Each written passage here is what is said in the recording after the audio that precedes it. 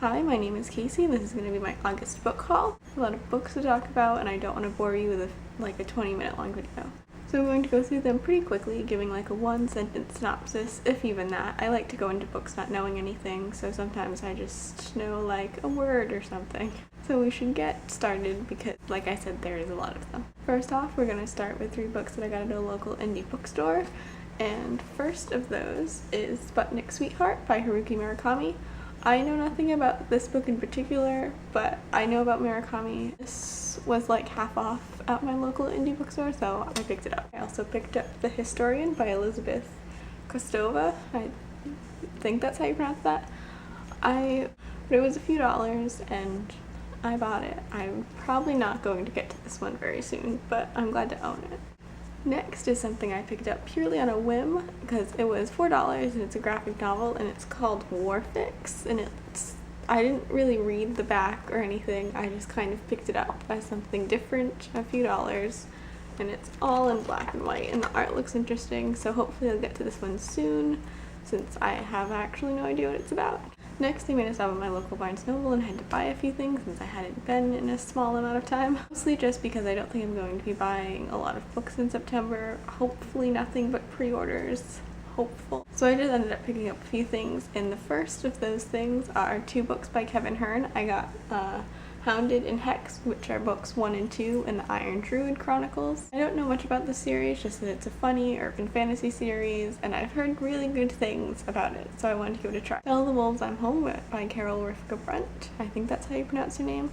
I have a vague idea of what this book is about. I'm really looking forward to reading it. I've heard really good things about it. I'm expecting it to be very, very sad, but it sounds really good. Next, something I kind of picked up on a whim. I'm pretty sure I heard someone talking about it recently, and I own another book by this author, probably his most famous book, but I picked up Cat's Cradle by Kurt Vonnegut. I own Slaughterhouse-Five, but I haven't read it yet, and I think I'm more interested in Cat's Cradle right now. I'm not sure why, but I really want to give this one a try. Obviously just heard good things about Cat's Cradle. I put up a picture of my stack of books from Barnes & Noble on Instagram.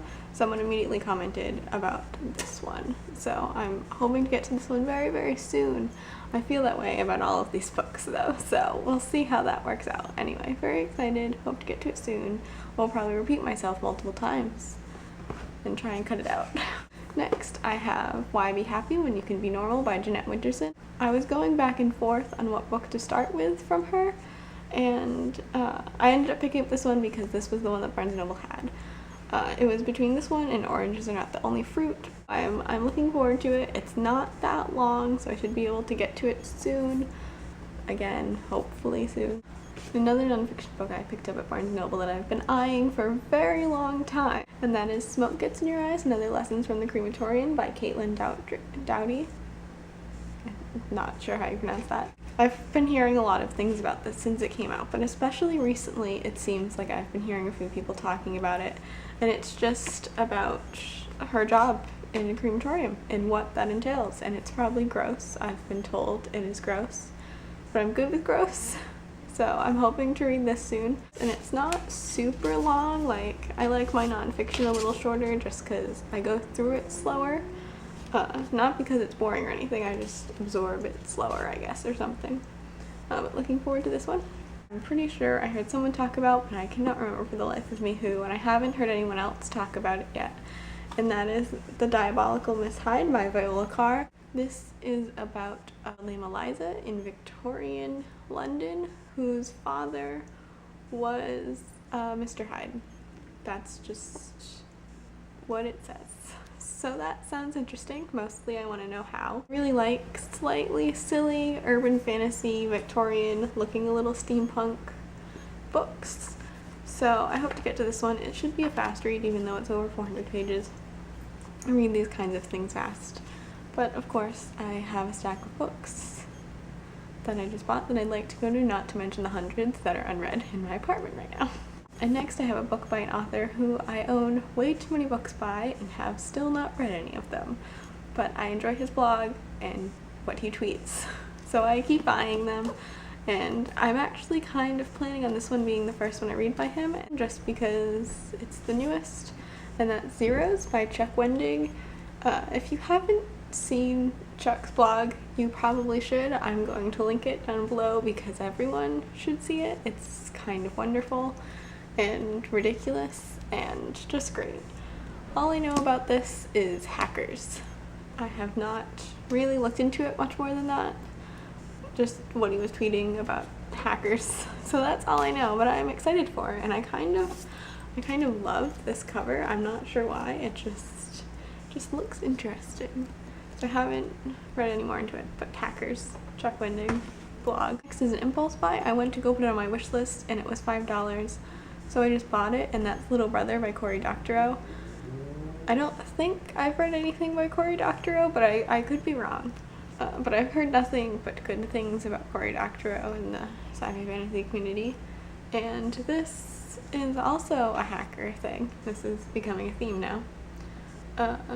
And all I kind of know is what I can assume from the title and hacker and Cory Doctorow.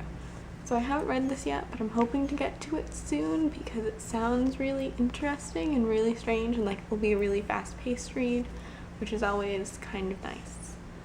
But we will see. Okay, I'm sorry about the noise, but my refrigerator decided to turn on and is loud, apparently. It's a book that a friend recommended to me, and I have on my Kindle and everything, but I like having the physical copy more and supporting the author and all that. And it is None of the Above by I.W. Gregorio, I think is how you pronounce that. This is about a girl who is a teenager in high school and discovers that she is intersex, and then I'm pretty sure the whole school finds out, which obviously probably goes wonderfully. Teenagers are not cruel at all. Really looking forward to reading this, like really looking forward to it, but I feel like I need to be in the right headspace to read it because I have a feeling it's going to like possibly rip my heart out and stomp on it, which I'm okay with. I want to read this. I'm pretty sure I haven't read any books about intersex characters before. This would be my first. Hopefully soon. This is a book that I was going to pre-order and then didn't end up pre-ordering, and then it was strangely cheap, so I bought it. And that is Magonia by Maria Devana Headley. I'm pretty sure that's not how you pronounce her name.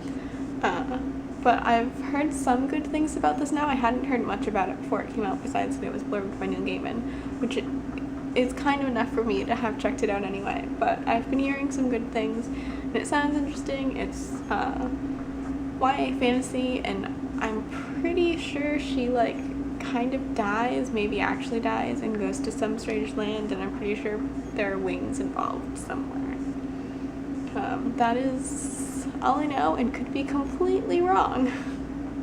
If you've read any of these books, this one or any of the other ones, let me know in the comments below. Also let me know if my synopsis is wrong, because that's a good thing to know. Next thing, I bought off Book Depository because of the beautiful, well, I bought through Amazon from Book Depository.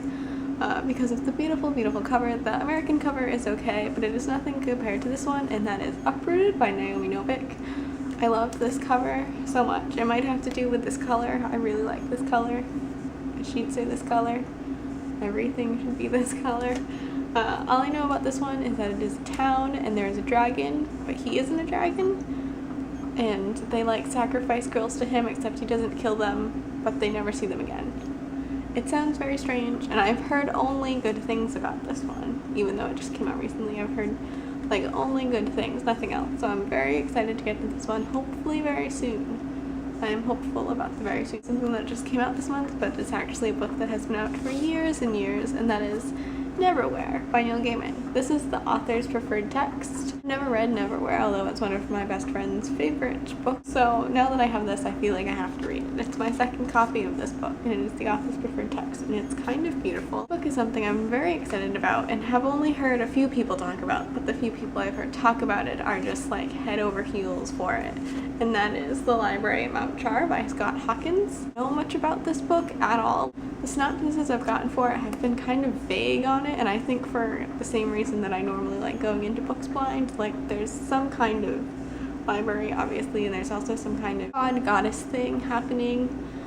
I'm super into that. So I am super excited to get to this one. This is probably, hopefully, going to be one of the first ones I read from this stack, just because it's one of the first ones I bought this month, and it's been staring at me, and I've been dying to read it. And it's a little bit of a chunkier one, but that's fine. So, library map chart. And that's all the books I bought this month, but that is not all I have to haul for you. And then I bought 3 trades, one of them being a pre-order that finally came in. And that is Hawkeye Volume 4, Rio Bravo by Matt Fraction, David Aja, and 2 other people. I started reading this series in trades, and while I finished it, reading it in single issues, I still like having the trades because then they all match, and this was the only one I had left. So I had pre-ordered it, and since, you know, the last issue finally came out, it finally came in the mail. And I had completely forgotten I had pre-ordered it, so it was kind of fun to get. I was like, oh look, a surprise. So I'm excited to finally have this. If you haven't checked out Fraction's Hawkeye, what are you doing with your life? You need to do it. Next, I got Runaways, the complete collection, Volume 3. I read Volume 1 in August. I loved it. So I had Volume 2, and so I ended up just picking up Volume 3. This is by Brian K. Vaughan, and then like a slew of other people. A ton of them. There's a lot.